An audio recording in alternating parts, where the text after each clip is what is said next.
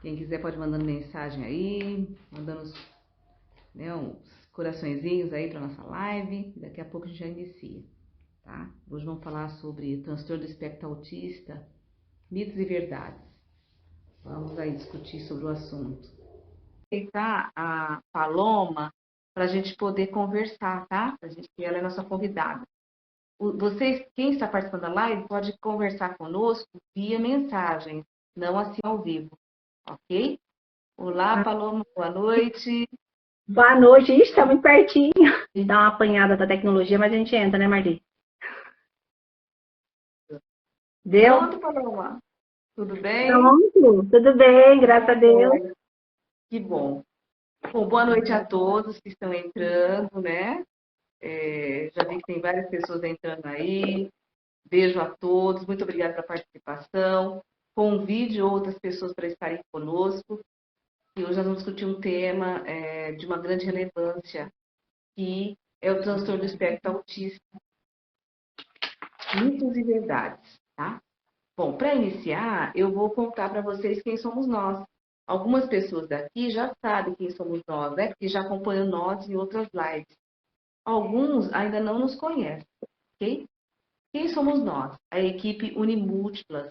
Nós somos uma equipe de 10 profissionais da educação e saúde que nos reunimos e organizamos essa equipe.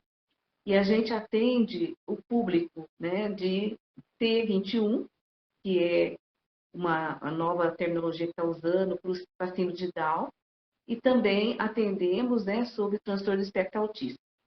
Nessa equipe, nós temos um especialista no assunto, que é a nossa convidada de hoje, né? A Paloma é da equipe Unimúltiplas e também especialista no assunto do transtorno do espectro autista.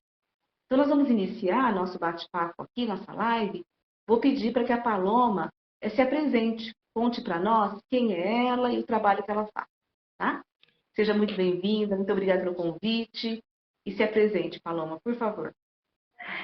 Boa noite, gente, tudo bem? Obrigada por todo mundo que está entrando, participando aqui com a gente, né? É um assunto que a gente já estuda há bastante tempo, mas sempre tenho que estudar. Eu sou a que sempre falo isso. Eu sou mãe de 2 meninos, né? Já sou pedagoga há bastante tempo, tenho quase 15 anos. Já tinha me especializado em educação especial, mas nunca tinha mergulhado no autismo como depois do diagnóstico, que meu filho hoje está com 7 anos, vai fazer 8. Então, a partir desse momento, a partir do diagnóstico dele, de não ter terapeutas que precisavam, com as terapias adequadas na minha cidade, e fui respaldada por muitos profissionais queridas, a pediatra, enfim, todo mundo lá, e fui estudar. Falei, preciso saber o que é isso, o que é essa aba que todo mundo fala, essa análise do comportamento, o que é isso, porque aqui não tem, enfim. E aí foi quando a gente começa a mergulhar, e você chega, estuda uma coisa, você vê que você precisa estudar outra, e quando você estuda outra, e aí você passa noites e noites estudando, a gente está aí estudando, já estou estudando aí praticamente 6 anos, e você, essa noite mesmo eu falei, cheguei no consultório contando para a Elga e contando para mim, falei, gente, mais uma coisa que eu aprendi. Meu Deus, quanto mais a gente aprende, mais a gente vê que precisa aprender.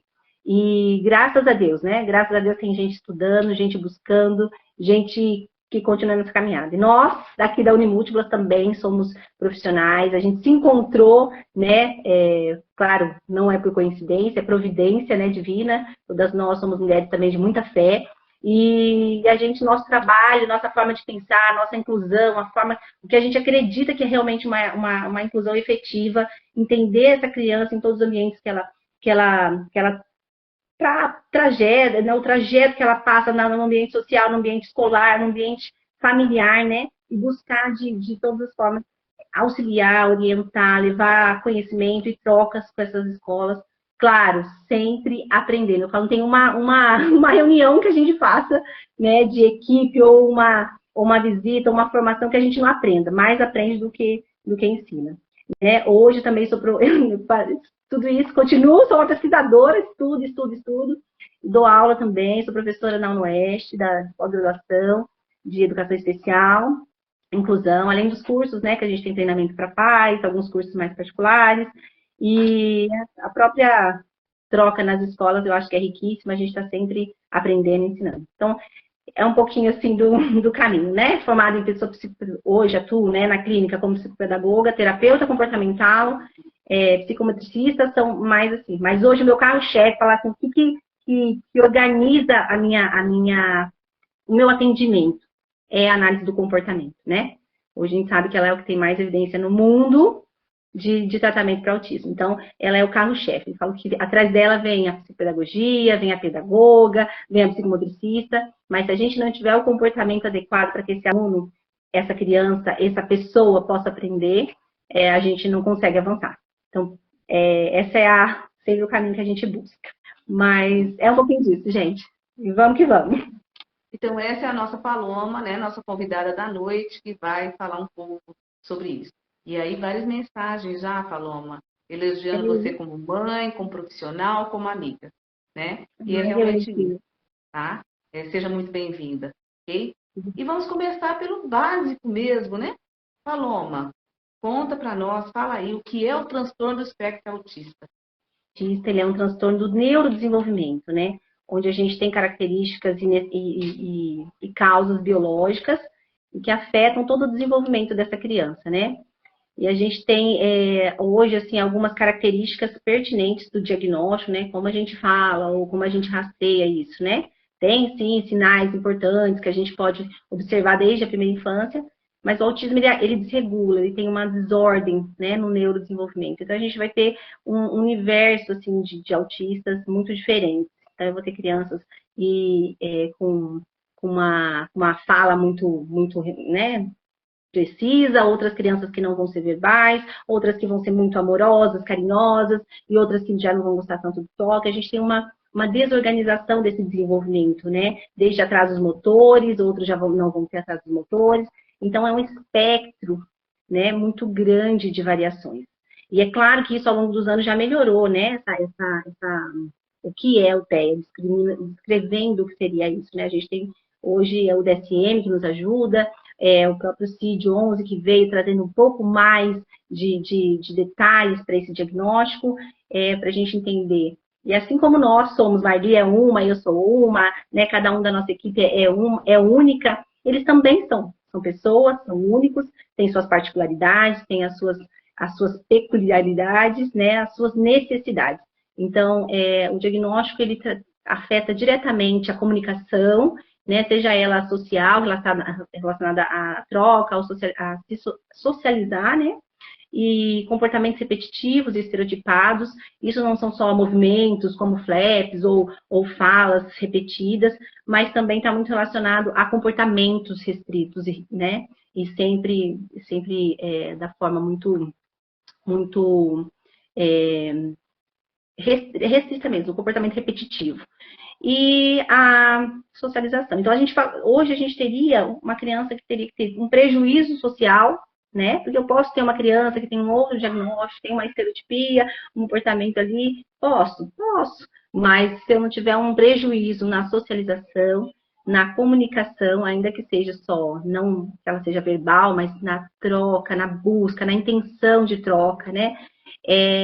E nos comportamentos repetitivos e estereotipados. Então, assim, alguns a gente observa muito cedo, a gente tem algumas formas também de autismo, né? Ele pode vir muito precoce, né? Que você já percebe uma criança muito apática desde muito cedo ali, um bebê que já vem trazendo sinais.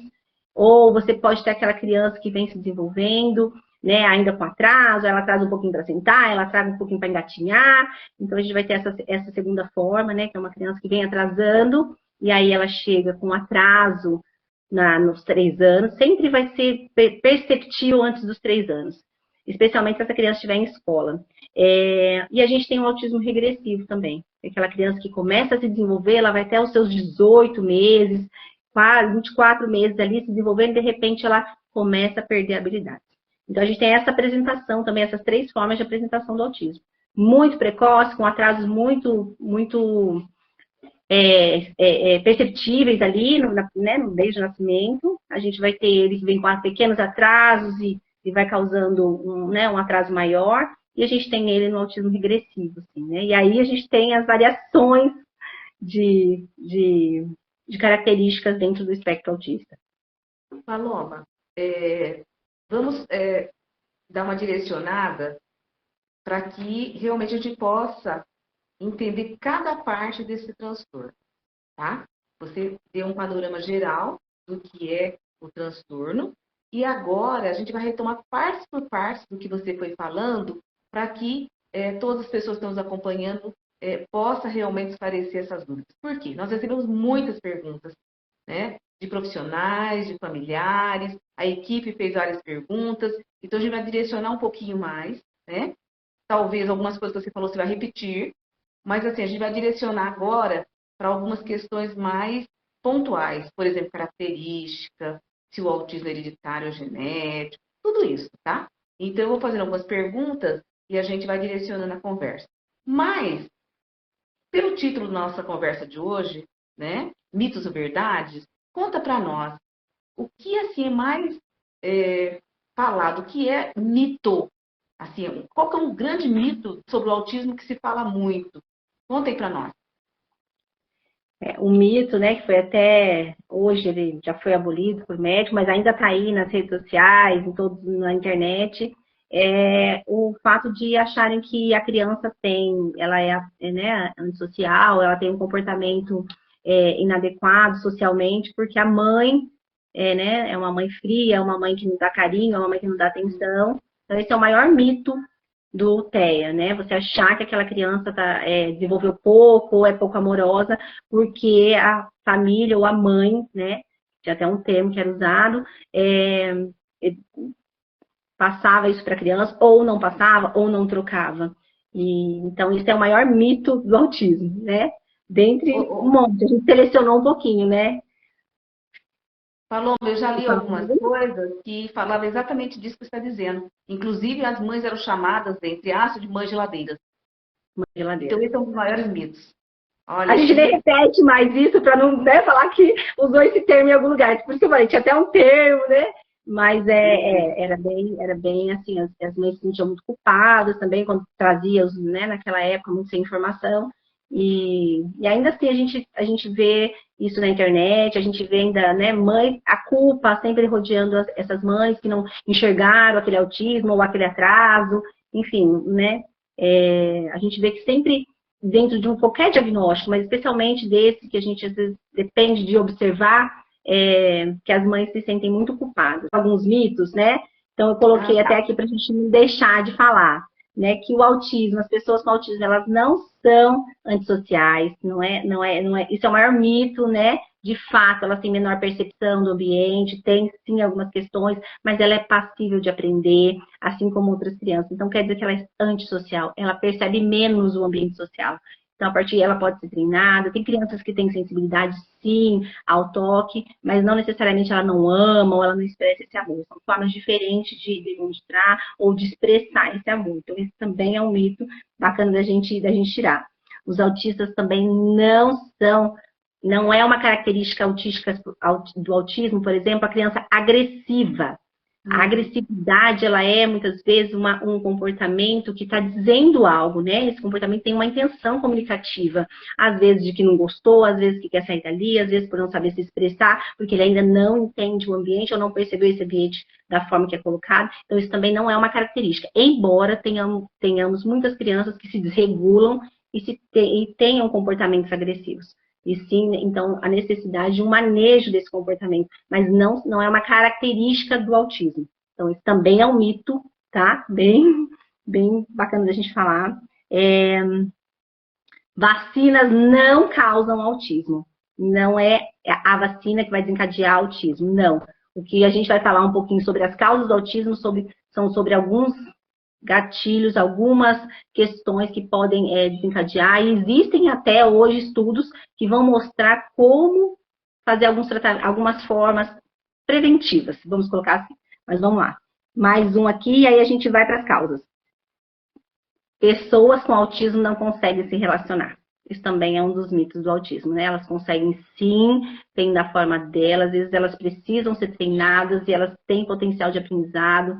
E assim, eu sempre falo, né? Não é a criança que não aprende, é a gente que não soube ensinar da forma que ela precisa. Então, assim, essa né, uma frase de Agostinho, assim, que eles sempre falam, não Não existe mentes, né, que empenham chaves. A gente está usando a chave errada.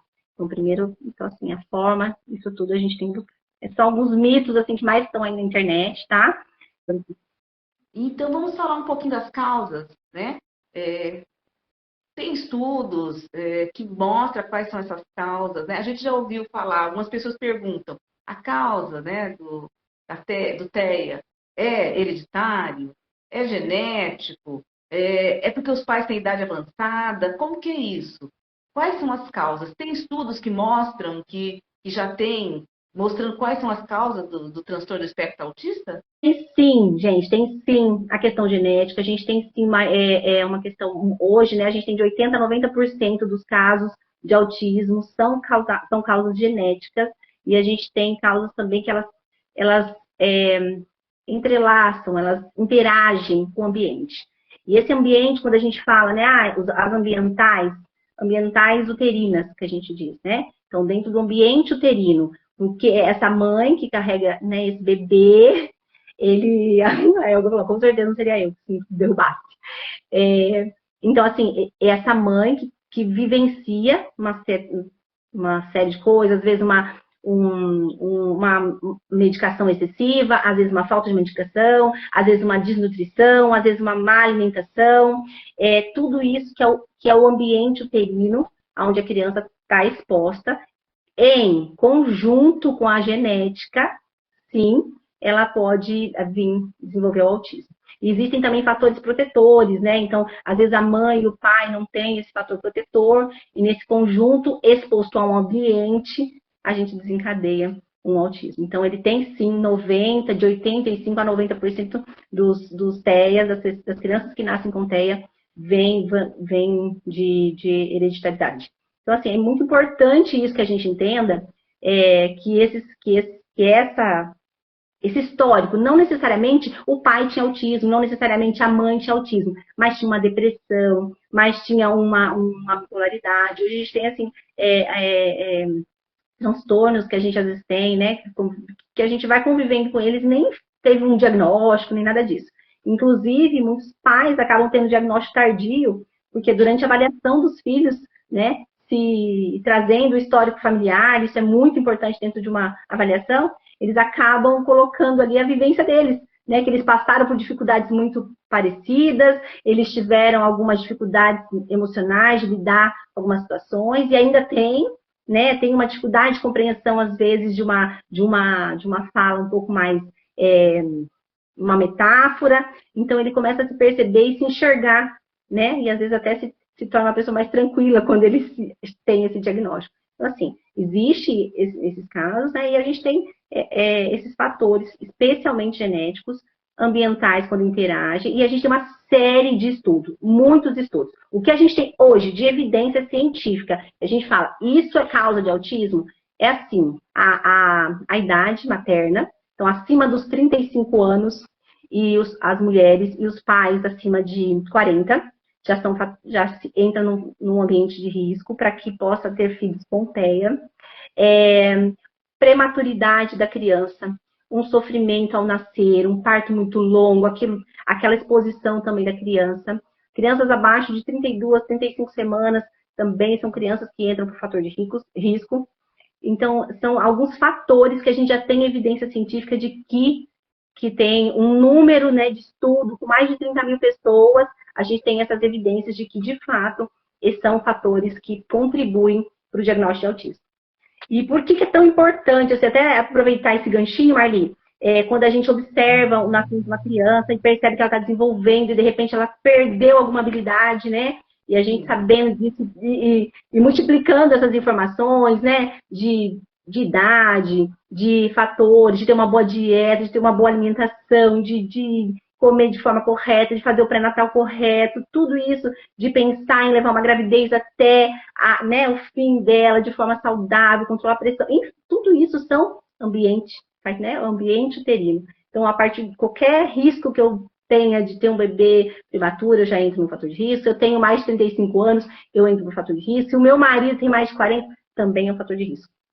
Então, a gente conhecendo um pouquinho disso, né? Tem outras questões que ainda são estudadas, tem a questão também de vitaminas, o excesso de ácido fólico, a falta de ácido fólico, também são linhas ainda de pesquisas que estão caminhando para ter evidência, mas não tem uma evidência robusta assim para você colocar, né? Como a gente já tem esses outros fatores. Também tem uso de medicamento, ácido valproico, é um medicamento usado para epilepsia. Então, mães que usam esse medicamento têm que suspender no período de gravidez, porque sim, já é evidência científica que ele é usado. Inclusive, ele é usado para fazer estudos em laboratório, para provocar um autismo nos ratos. Então, de tantos casos que aconteceram e eles tiveram uma evidência muito robusta disso. E aí, às vezes, a gente tem que... Essa mãe, por exemplo, que tem uma mãe epilética, ela já tem uma predisposição genética, a uma síndrome genética ali, e de repente, né, ela pode vir a desenvolver uma criança com uma deficiência, ou com autismo, ou com transtorno, e aí ela toma o ácido valproico. Então, assim, por isso que é importante a gente conhecer um pouquinho desses fatores de risco, para também proteger quem a gente ama, proteger as pessoas que estão ao nosso redor, levar essas informações, né? Sempre buscar, né? Perceber o que você atende uma criança, você que é profissional, né? E atende uma criança e sabe que a mãe faz uso dessas medicações e pretende ter um segundo filho, né? Já tem um filho com TEA que também é um fator que aumenta o risco de chance de você ter um segundo filho, né? Ou se a gente for falar de modo geral, se eu já tenho um filho com TEA, meu próximo filho ele tem 20% de chance de vir com TEA. E aí, se for menina, meu filho, ele aumenta mais ainda a chance. Se for menino, a gente tem uma chance menor. Mas, de geral, se a gente for falar geral, só de eu ter um filho com TEA, eu já tenho chances de 20% a mais de ter um segundo filho com TEA. Então, isso é importante a gente saber. Tinha uma pergunta exatamente como essa que você está respondendo, que bacana, né? A respeito do filho. Se você tem um filho, você tem chance. Você respondeu já. Nossa, eu acho que você poderia até reforçar de novo isso. Sim, e é importante a gente saber, porque às vezes os pais, né, esse diagnóstico mais tarde, atrapalha até isso, os pais que querem ter um segundo filho, ou pensam, né, em tudo isso. E existe, não, mas eu quero tentar ter outro filho, porque eu quero ter dois filhos, existem alguns fatores que você pode, de alguma forma, com acompanhamento adequado, buscar orientação, que existe hoje caminhos, né, profissionais que vão trazer uma linha preventiva, né, trazer uma boa alimentação, trazer uma boa nutrição, verificar os índices de vitaminas e nutrientes, para tentar deixar o seu ambiente uterino, o seu ambiente de uma forma mais predisposta a desenvolver bem essa gravidez e né, e desenvolver bem. Assim, mas é importante que você tenha conhecimento, né, disso.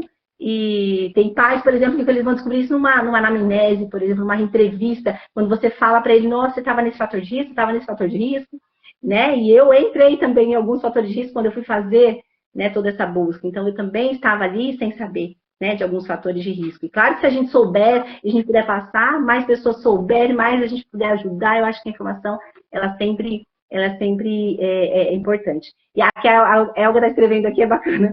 É importante a gente falar isso também. A cor que representa o autismo é azul, justamente porque a gente tem incidência muito maior em meninos. Então, a cada 4 meninos com autismo, a gente tem uma menina com autismo.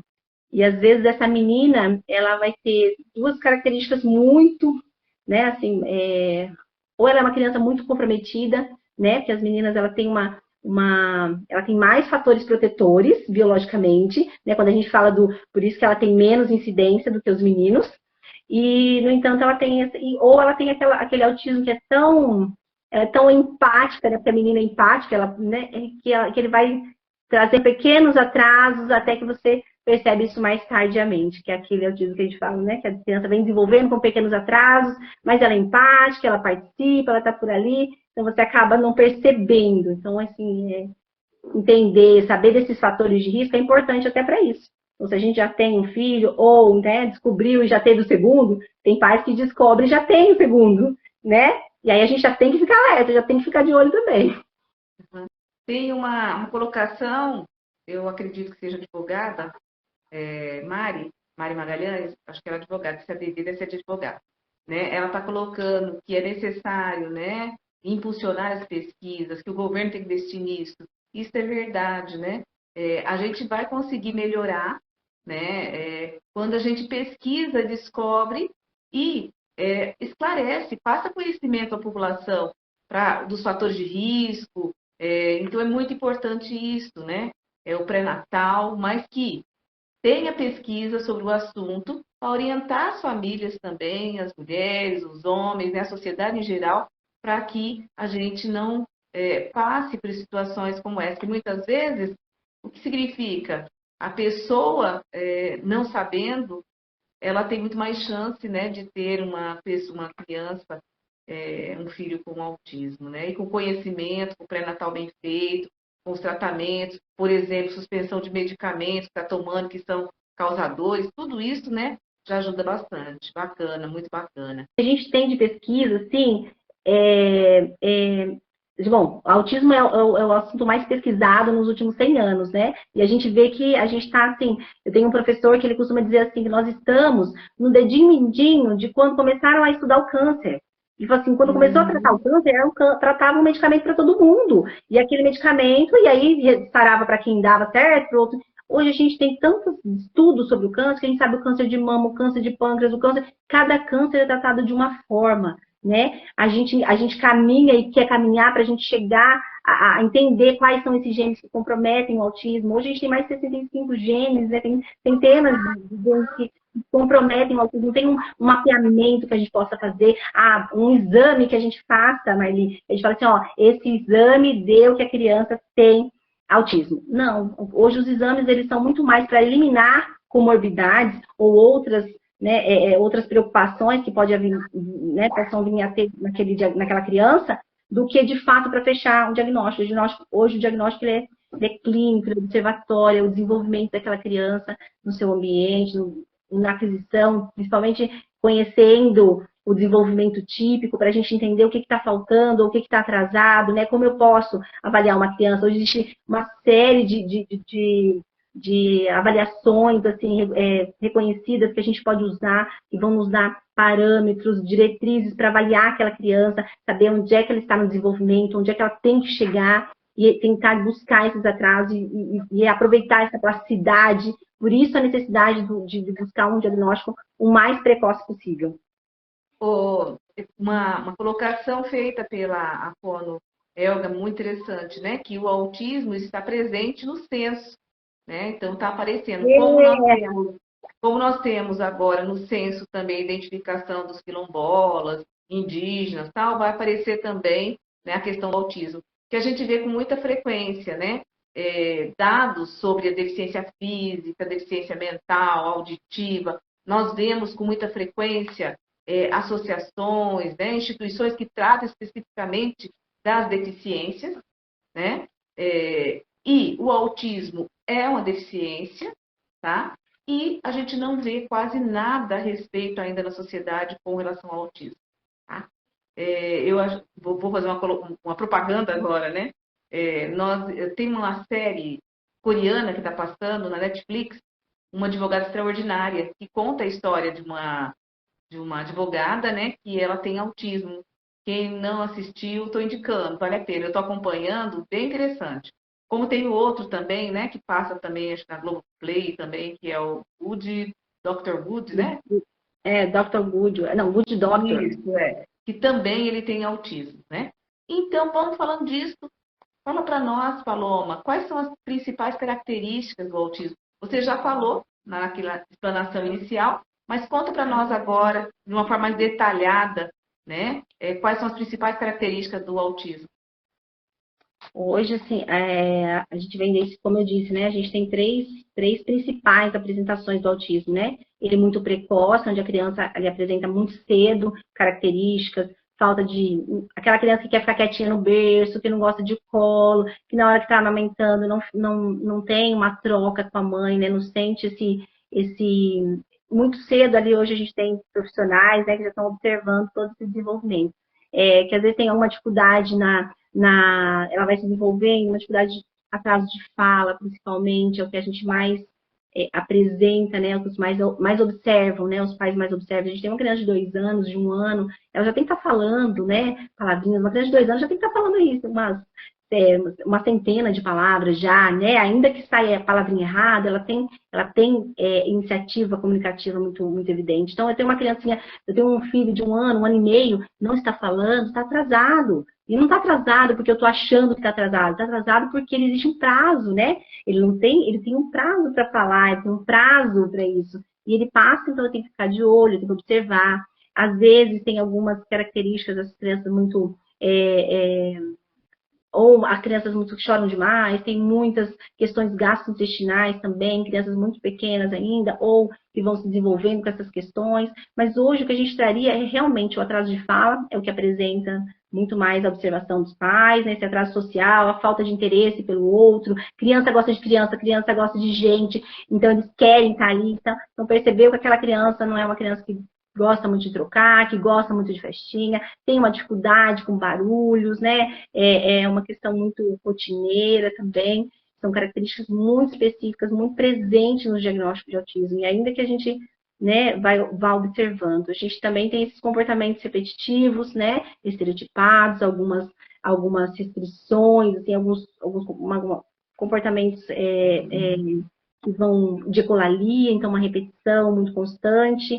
Temos algumas características presentes aí, e elas sempre têm que aparecer, esses atrasos sempre vão ficar muito evidentes. Poxa, deveria estar falando, não está falando, deveria estar brincando, não está brincando com os brinquedos de forma inadequada, então vira os carrinhos, mexe nas rodinhas, ou tudo quer girar. Então são comportamentos muito específicos, né, de coisas muito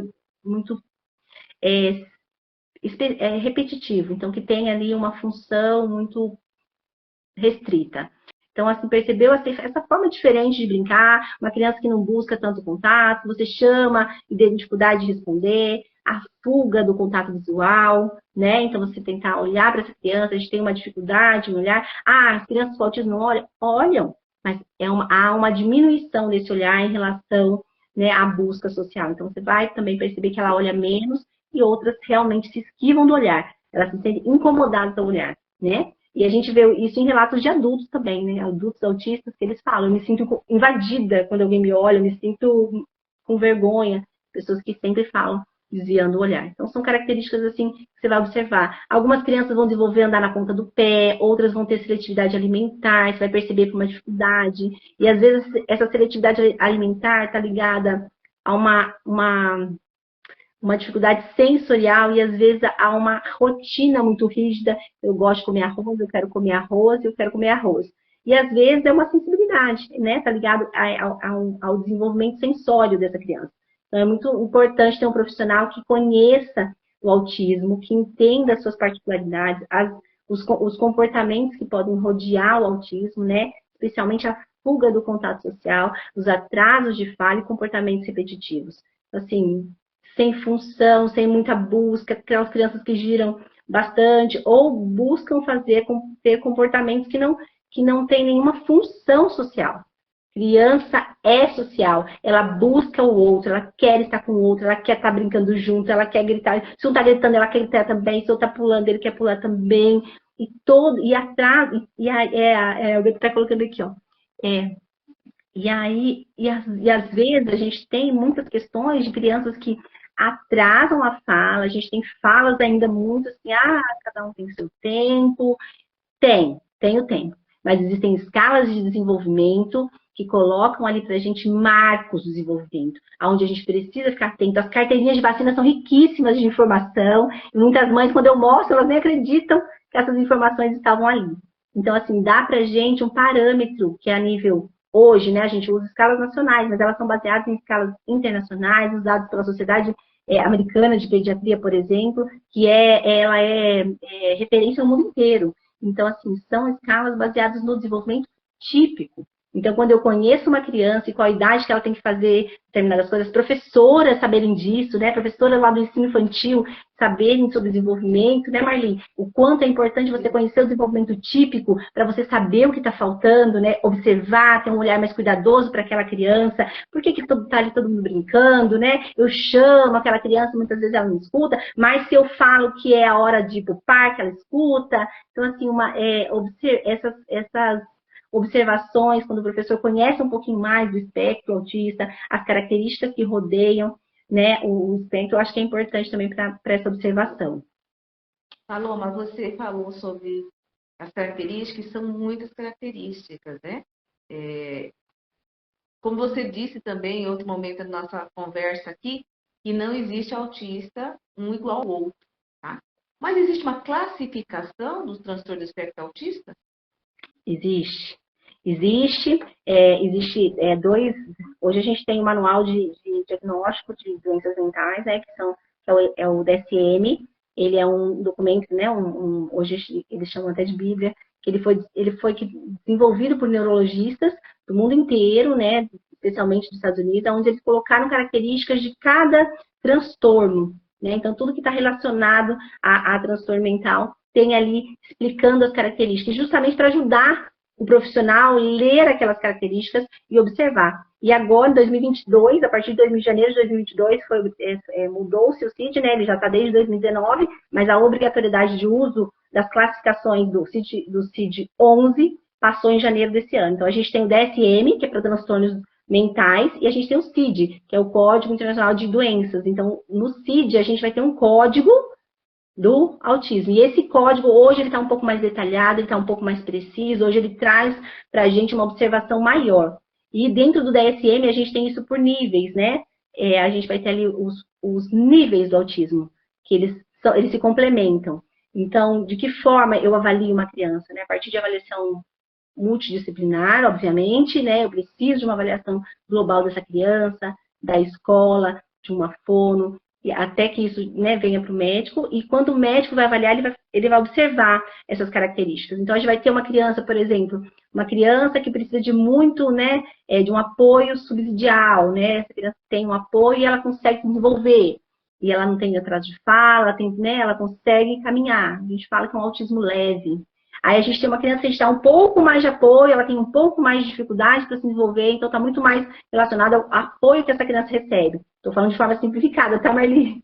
E aí a gente tem uma criança que precisa de muito apoio e ainda assim precisa sempre de alguém estar junto com ela, desenvolvendo isso, porque sozinha ela não consegue. A gente entra num autismo severo, né? Onde precisa desse apoio. E dentro disso a gente tem o CID, e o CID ele traz para nós classificações, agora que ajudou um pouco mais esse diagnóstico, não só para os médicos, mas para os profissionais da saúde também, em volta desse diagnóstico, os fonoaudiólogos, terapeutas ocupacionais, pedagogos, professores, enfim, trouxe norte, um pouco mais de informação, né? Onde a gente tem um autismo com deficiência intelectual, por exemplo, e dificuldade da fala. A gente tem um autismo com dificuldade da fala. A gente tem um autismo que não vai apresentar dificuldade de fala. Então, a gente tem algumas, que não vai dar para falar todos aqui, né? Embora eu adore isso aqui, eu acho que ajuda muito a gente entender. Ele vem trazendo cada item, né, desse diagnóstico. Então, para o profissional, para o médico, conseguir dar um CID hoje mais preciso, mais específico,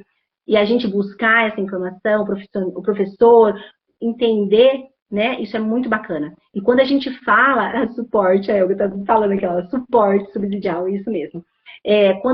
O bacana de a gente entender um pouco desses níveis, Marli, é que quanto mais cedo essa criança ela é estimulada, ela é percebida, né?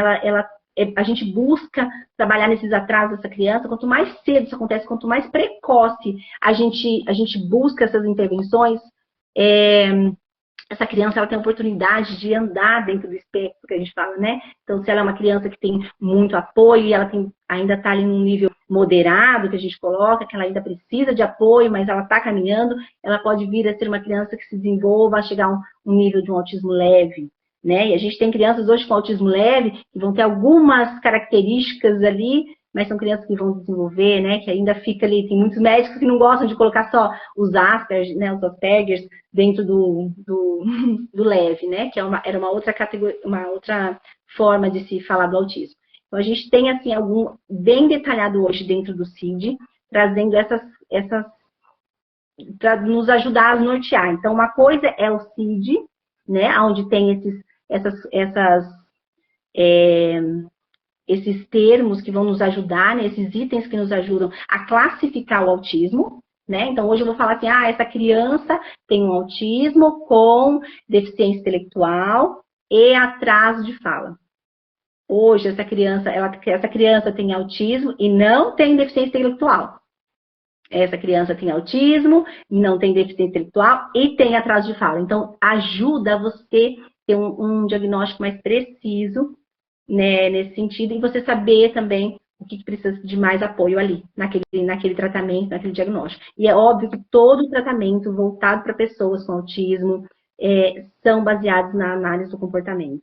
Né? A gente trabalhar com análise do comportamento, como hoje, mundialmente, né, com evidência científica muito robusta, para trabalhar. Então, não é a terapeuta aba é só aba. Não, tem a psicopedagoga, que é a terapeuta aba, que ela é terapeuta comportamental, então ela tem a intervenção comportamental dentro da psicopedagogia. A fonoaudióloga, que ela tem intervenção comportamental dentro da fonoaudiologia. A terapeuta ocupacional e a pedagoga, enfim, o profissional que tiver o conhecimento vai ter um maior respaldo desse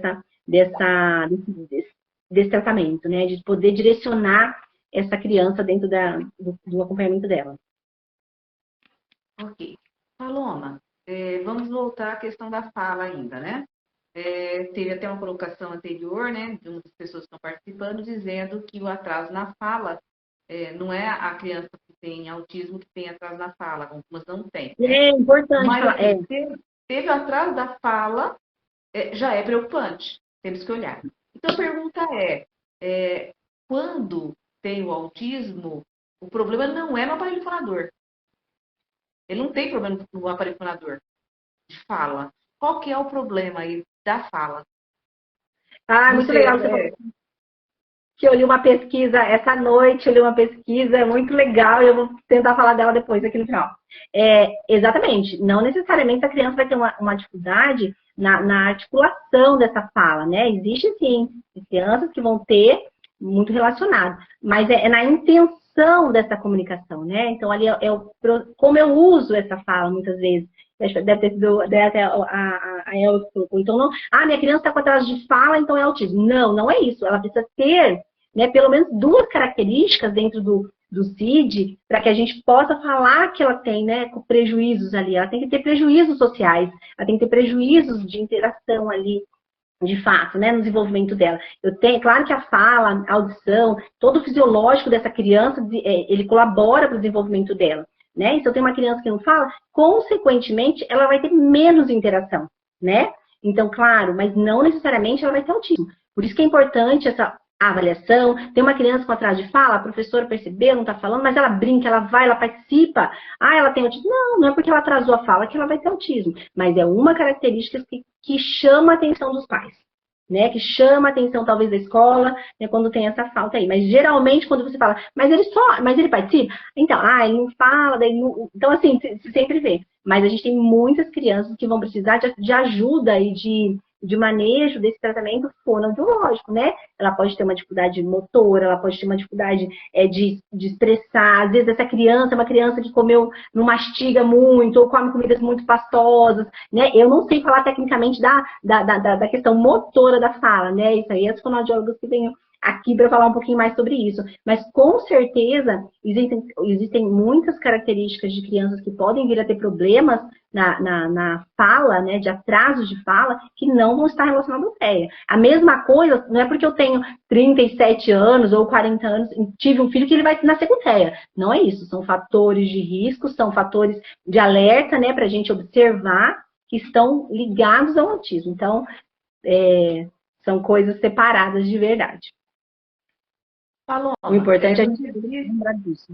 Então, você disse já para nós, né, sobre o diagnóstico, a importância do diagnóstico precoce, começar o atendimento precoce. Você disse que os profissionais responsáveis pelo diagnósticos é uma equipe de multiprofissionais, né? Até chegar um médico, o médico deve consultar esses profissionais para depois dar um diagnóstico, né? E a importância disso.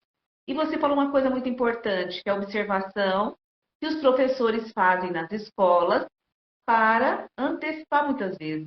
A gente vê que em muitos casos são os professores que levantam esse alerta para a família de que há um problema, que o desenvolvimento típico não está dentro do desenvolvimento típico, está acontecendo alguma coisa, né? que você pode nos falar de como a escola, que essas crianças devem ir para a escola, desde a creche, né? Como que a escola pode atender essas crianças, né? Fazer essa parte da interação da criança com o autismo dentro da escola. A gente ouve com muita frequência as pessoas dizendo assim que a criança da escola grita muito, que se atrapalha e tal. Nos fala um pouco disso, a criança com autismo e a escola. Hoje acho que é o nosso maior desafio, né? Acho que o desafio de toda professora é realmente que a criança consiga ali desenvolver, até porque o professor, a gente que está aqui em consultório e o professor que está lá em sala, né? A gente tem que sempre lembrar que aquele professor, ele quer auxiliar os alunos dele, ele quer que seu aluno se desenvolva, né? E muitas vezes, às vezes ele não tem todo o conhecimento que a gente tem, ou né, tem às vezes um conhecimento muito mais ali de vivência com aquelas crianças, de prática realmente, mas especialmente, gente, um olhar mais humano para essa criança de forma global, né? Vamos pensar assim, essa criança está aqui na escola, os pais, quem são esses pais, né? Esses pais têm, né, compreensão do que é um desenvolvimento típico, né? Como eu abordo esse pai, porque a gente fica, o professor da sala, eu vou muitas vezes na escola, a gente vê eles assim naquele impasse, meu Deus, como que eu faço isso para acolher essa a criança que tem autismo, ou que tem um atraso, ou que eu estou percebendo isso, que muitas escolas estão se mexendo, estão buscando estratégias para alcançar essas crianças, né? E como que eu faço? E sem deixar de atender os outros. Então, todos têm direito de estar ali, né, Marli? A Marli sabe, ele tem direito de estar ali, ele tem direito de ter uma aula direcionada, ele tem direito de ser compreendido, ou de alguém tentar ter essa compreensão, de oferecer um acolhimento, um respaldo, um interesse sobre o desenvolvimento daquela criança. E do mesmo jeito que nós, terapeutas de consultório, vamos atrás da escola para a gente tentar melhorar, né, a qualidade da vida dessa criança, a gente quer melhorar do professor também, porque a gente também já esteve lá na sala de aula, a gente sabe o quanto o professor se frustra quando ele não alcança uma criança, quando ele não consegue ensinar para aquela criança. Então, para as escolas hoje, primeira coisa, olhar para essa criança, né, o que ela tem de potencial, o que ela tem de melhor, o que eu posso trabalhar com ela, que eu levo para a sala, ela é mais musical, então agora é a hora da música, ela é uma criança que grita muito, então a gente vai ter um momento que a gente vai poder pular, que a gente vai dar uma voz, poder ter um agito motor, mas toda a sala, né, a gente trabalhar a inclusão como ela, né, a gente sabe que a gente está caminhando muito ainda para isso, mas buscar olhar para aquela criança com o potencial que ela também tem, né? Buscar as qualidades, as facilidades que ela tem do desenvolvimento e trazer isso para o benefício de toda a turma, né? Com certeza, ter esse olhar mais humano, mais acolhedor e ao mesmo tempo tentar compreender, buscar informação e trazer o máximo de visual para essa criança. Ela é muito visual, ela é muito musical, ela percebe as expressões. Então, quanto mais expressiva eu sou, quanto mais divertido eu sou, me fantasiar, mudar. Eu sei que às vezes é difícil, a gente tem conteúdo para seguir e tal, mas tentar acessar aquela criança. E tudo que você fizer para tentar alcançar aquela criança, pode ter certeza que vai ter benefício para toda a sala. Então, assim, se você vai estar mais divertida, vai estar mais alegre, vai estar mais fanfarrona, vai estar, com certeza, vai estar ali. E eu sempre falo, nenhuma criança, estava falando esses dias, vai aprender a sentar numa roda se não colocar ela na roda. Nenhuma criança vai aprender a sentar na cadeira se não colocar ela na cadeira. Ainda que no primeiro dia ela fique no segundo 3, no terceiro 4, e assim a gente vai aumentando esse tempo com alguns reforçadores, com algumas dicas, com algumas buscas. Então, nenhuma criança aprende a ir para a escola se não for para a escola. Então, assim, a gente pede esse olhar mais inclusivo, entendendo que aquela criança talvez tenha, né? Ele chora, grita na hora do intervalo, onde as crianças têm que ficar mais tranquila. Falei, então vamos tentar entender. Ele não está com fome, ele não come aquela comida, ou aquele cheiro atrapalha ele. Então, tentar ter uma visão do que é. Então, claro que a entrevista inicial, quando essa criança é matriculada, conhecer o histórico, a família, o ambiente que ela vive, como isso se desenvolve, é extremamente importante para a gente poder ter esse olhar mais empático para o nosso aluno e, ao mesmo tempo, também não se cobrar profundamente de que é fazer o melhor que você pode, dentro das condições que você tem, tentando acessá-lo, né?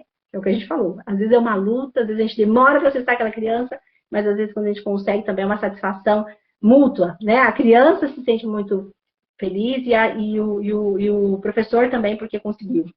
E não falamos nem metade das perguntas, hein, Marli? Então, é bem interessante, falou mesmo que você está falando, para a gente deixar claro aqui para todos, gente, que o papel da escola é um, o papel da terapia é outro.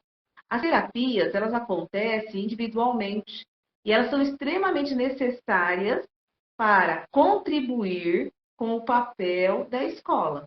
Então, tem que deixar claro que todas as pessoas precisam, né? As pessoas com transtorno do espectro autista, das terapias e da escola. Escola é direito de todos, das crianças também, tá? As crianças com transtorno do espectro autista, tá?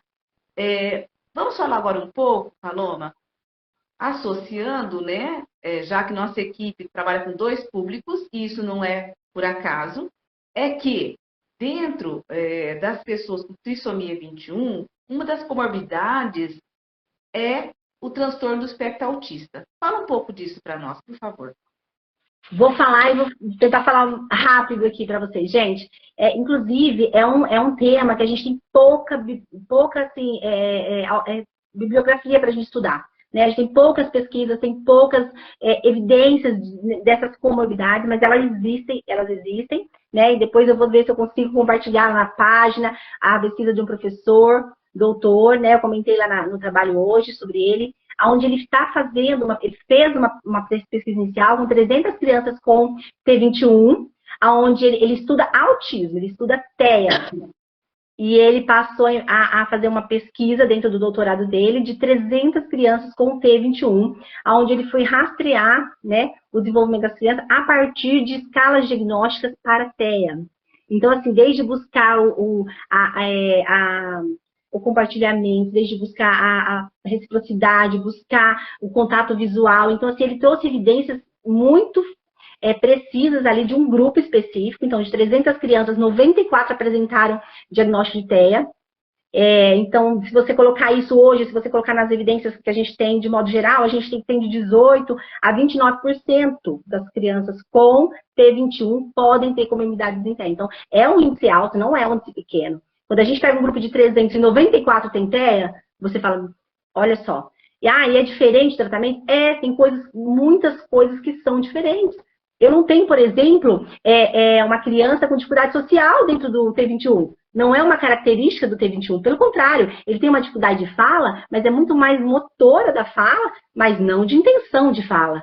Ele quer se comunicar, ele é extremamente social. Então, é importante entender também as características do T21, as características do autismo, para eu entender que aquela criança realmente não está dentro do desenvolvimento, porque dentro do T21 existem também escalas de desenvolvimento para aquele grupo, porque existem marcadores biológicos que vão me dar parâmetros. Então, já tem muito material que a gente pode ter essas escalas de desenvolvimento dentro do T21. Então, é importante a gente saber o que não é do T21. Então, dentro desse grupo, ele achou esse grupo de 94 crianças que apresentaram TEA. E dessas crianças que apresentaram TEA, muitas delas apresentaram dificuldade de compartilhamento. E assim, é um estudo ainda muito começo, mas a gente tem 300 crianças dentro desse estudo, é validado, é um estudo que está aqui, depois eu quero compartilhar, porque eu fiquei estudando ele é longo, enfim, não deu tempo de terminar tudo que eu queria ver. Mas é extremamente importante a gente entender que aquela nossa criança que não quer sair ou não tem muito... É importante a gente ficar de olho, né, dentro do diagnóstico. A gente tem profissionais aqui que conhecem o desenvolvimento da criança com T21, né, e que às vezes... mas essa criança está tendo dificuldade comportamental, dificuldade de comportamento, irritabilidade, né, são questões que não estão presentes no T21. Então é importante que a gente também saiba observar essas características do TEA, né? Tem alguns termos que a gente escuta muito no autismo e que às vezes a mãe com o T21 nunca escutou, né? O compartilhamento, né? A troca, a reciprocidade, às vezes a mãe nem foi alertada para esses pontos, porque não são características do T21. Durante a sua fala foi aparecendo alguns comentários, um dos comentários que apareceu que me chamou a atenção foi alguém dizendo que é preciso formação continuada para os professores, tá? Sim, gente, é isso mesmo, precisa de formação continuada para os professores, precisa de formação continuada para os terapeutas, para os médicos, para todas as pessoas. Só que a gente não pode ficar esperando ganhar isso. A gente tem que buscar, a gente tem que cobrar, né? Quem está aí na escola, cobrar, né? Dos administradores das escolas, da educação, que faça formação continuada, mas também tem que buscar, né, o que é preciso, tá? Nós da equipe Unimúltiplas trabalhamos com formação continuada também, nós trabalhamos, podem nos procurar que a gente ajuda e tudo mais, tá? Outro ponto que apareceu também, né, nós estamos aqui nos finalmente, foi se o excesso de estímulos, Paloma, atrapalha. Por isso que é importante um programa, né, de avaliação dessa criança bem feito, para que a gente saiba quais os pontos, quais as características que precisam ser estimuladas, quais as áreas de desenvolvimento dessa criança, para poder ter os estímulos, o programa correto. Não adianta ter muitos estímulos nessa criança, cada um na sua linha, cada um da sua forma, e a gente não conseguir um programa que caminhe para um desenvolvimento. Então, a hiper também, ela pode trazer prejuízo, né? Eu ponho a criança em tudo, faz tudo, ela faz isso, ela faz aquilo, ela não tem tempo ocioso para fazer nada, ela não tem tempo de sentar no sofá da casa dela. Também é importante que a gente desenvolva permita esse tempo para a criança. Não só para a criança com TEA, né? Para a criança, qualquer criança precisa desse tempo para fazer nada, um pouquinho, né? Nesse momento ali. Então, sim, muito estímulo também pode vir a trazer comportamentos dessa criança que não desenvolve. A gente estimula de todo lado, não tem um programa efetivo, não tem uma conversa desses programas, é uma união desses atendimentos para que ele possa fluir na direção realmente do desenvolvimento que está falho naquela criança ou que está atrasado naquela criança. E ele vai se moldando, né? Conforme ela vai se melhorando, conforme ela vai avançando, a gente vai mudando esse programa, ele não é engessado. Então, eu melhorei ali na fala, então a gente vai trabalhar agora mais essa parte. Então, é tudo um conjunto. Então, e a criança vai desenvolvendo dentro do que a gente vai estimulando ela. Mas é importante, sim, que tenha um direcionamento baseado em evidência científica, com certeza, e com profissionais que conheçam aquele diagnóstico, conheçam as comorbidades que podem rodear aquele diagnóstico, que é super importante, né? Porque hoje a gente tem 85% das crianças com TEA vão ter uma comorbidade, né? Desses 85, 40% vão ter de 2 a 5 comorbidades. Então é importante que a gente conheça quais são essas comorbidades que estão sempre rodeando aqui o autismo, para a gente também ficar de olho nela. Tá, muito bacana, muito pertinente você está colocando, né? A importância da gente ter um programa, né? Uma adequação para atender essa criança, que um profissional possa ter, né, esse trabalho de atender a criança no que é necessário para aquele momento. E a gente sabe que em várias etapas da vida, né, dessa criança, a gente vai precisando mudar, mas mudar com orientação. Muito bacana. Nós estamos fechando, né? Já estamos aqui nos finalmente, nos últimos minutos, né? Tinha uma pergunta que eu gostaria de fazer, que não deu tempo aqui, que era a Paloma nos dizer como é que foi o impacto, né, na vida das pessoas com transtorno do espectro autista com a pandemia. Nós vamos deixar, então, essa, Paloma, e a gente vai fazendo os fechamentos, tá? Eu gostaria de, em nome da equipe Unimúltiplos, agradecer, né, imensamente o seu trabalho, tá? O que você nos apresentou foi riquíssimo. Nos colocamos à disposição para todos que possam nos procurar. Vocês encontram nossos contatos, né, no nosso Instagram. Só entra lá que tem todos os contatos de e-mail, telefone e tudo mais. E eu deixo agora as palavras finais de fechamento para a Paloma, tá? Para você se despedir de todos. Paloma. Eu que agradeço a oportunidade aqui de poder falar um pouquinho para as minhas colegas, né, de trabalho, da gente dividir essa luta junto, né, que é buscar essa inclusão mesmo. Não desistir, não desanimar por coisas que acontecem, buscar consertar. Eu deixo para vocês, professores, também um olhar mais humano, para os profissionais que participaram aqui, para as mães, para quem ouviu ou que vai, né, que vai ouvir essas palavras, que possam ter esse olhar realmente de inclusivo, de querer fazer mais, até onde meu braço vai, o que eu posso ensinar, o que eu aprendi, aonde eu posso levar, né?